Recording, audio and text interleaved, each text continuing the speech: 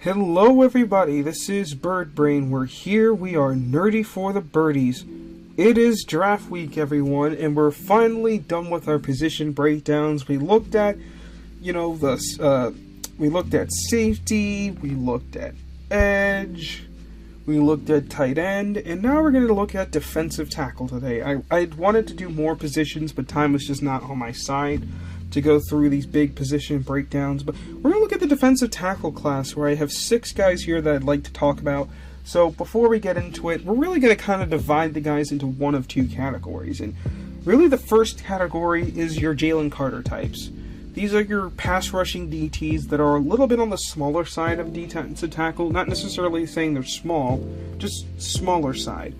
Not the biggest ones available. And these guys, their job is to basically penetrate up the middle, get pressure on quarterbacks, and get sacks. Which, if they get 5 in a year, that's a really good year for a defensive tackle. On the flip side, you have your bigger types. That's more your Jordan Davis, your nose tackle types. And especially for this defense, you do need a nose tackle. Not every defense does, because, for example, if you run a 4-3 or some form of a 4-3 defense where you have 4 down linemen, you're probably more often than not gonna just have big enough bodies up the middle where you don't really need a true nose.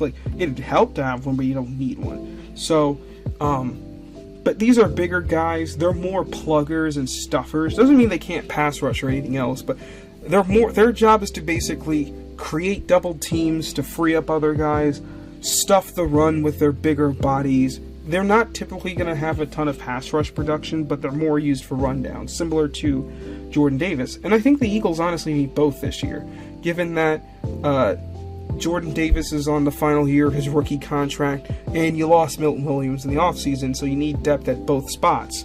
So this class has quite a few guys that fit the criteria, so we're going to go through a few that I consider semi-realistic targets for the Eagles. So let's get into the class. So our first one to talk about is Walter Nolen out of Ole Miss. And Walter Nolen, in my opinion, is, if he somehow falls in the draft and he's available close to 32, you trade up and get him, or if he falls to 32, which I doubt, but if he's there, take him and you'll do backflips. You'll be very, very happy. I don't think he will, but if he does, that'd be amazing. I love Walter Nolen. He's probably my favorite player that I've watched throughout this whole class. He reminds me a lot of Carter. I don't think he's going to be Jalen Carter, where I think he's on that level of defensive tackle. But especially if you paired him up with Carter, it's just a sick combination. I just think he's so disruptive, such a great defensive tackle. There are some concerns about character. From what I have heard about those concerns, it seems just to be more maturity than it is anything really serious. It's nothing too bad. He had a top 30 visit with the Eagles. But like I said, just as someone if this is who you get to replace Milton Williams and you play him next to Jalen Carter, you can't resist it. It's the perfect first round pick for this team. But who knows what happens.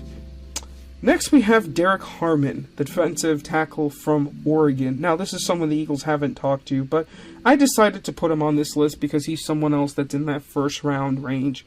I don't think he'll be available as well when the Eagles pick, but I really liked watching him. Very disruptive in the same pattern as Nolen. Don't think he's quite as good against the run, but I think that's fine. You don't need to be perfect at every position. I still think he's really, really good.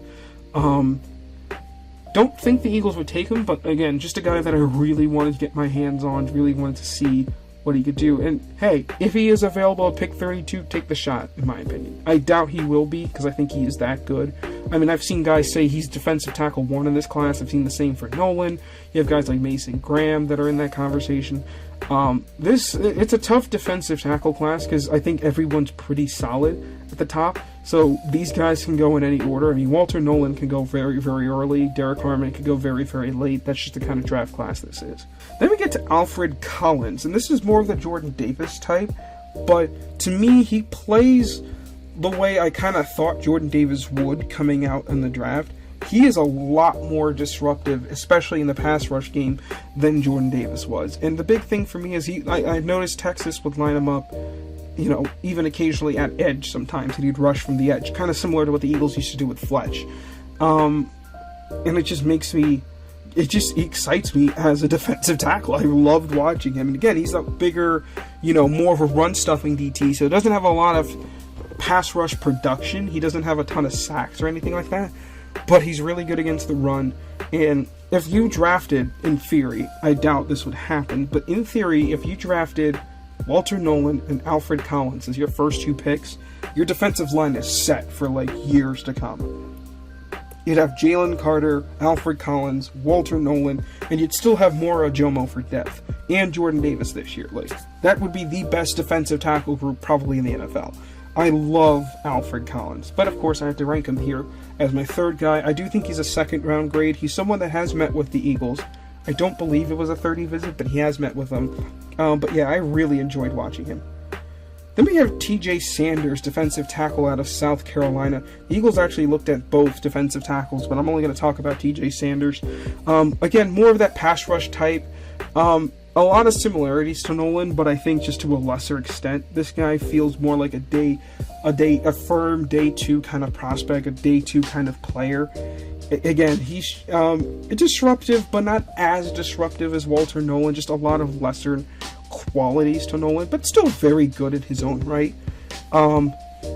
Relentless. Doesn't always mean it goes anywhere, but he's not going to just give up trying. He kind of reminds me of a Chihuahua.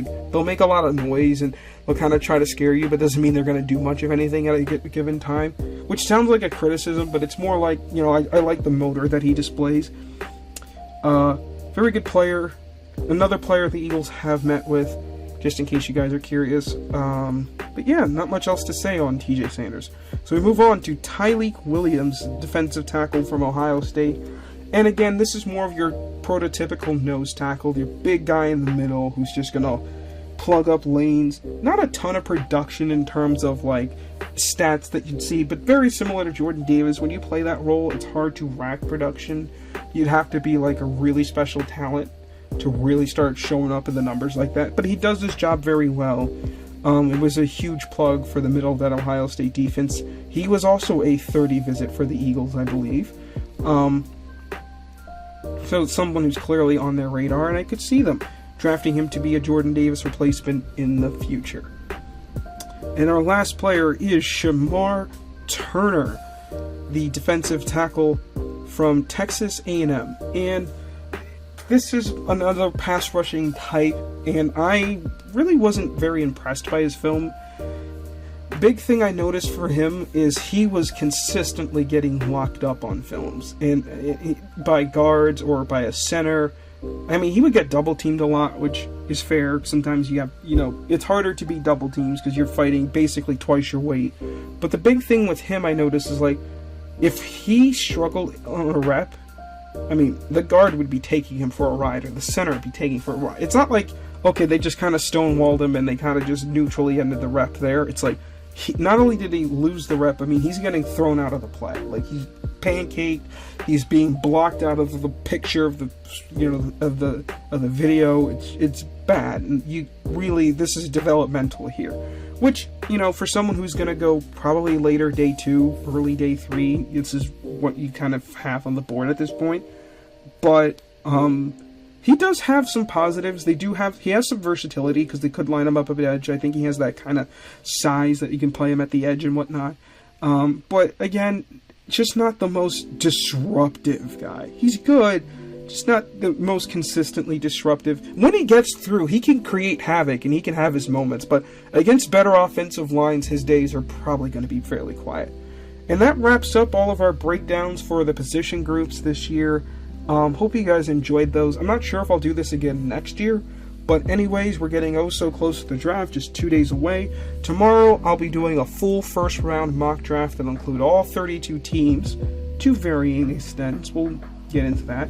And then after that, it'll be draft day. So with that, this is Bird Brain. Hope you guys enjoyed being nerdy today. Fly, Eagles, fly. See you around.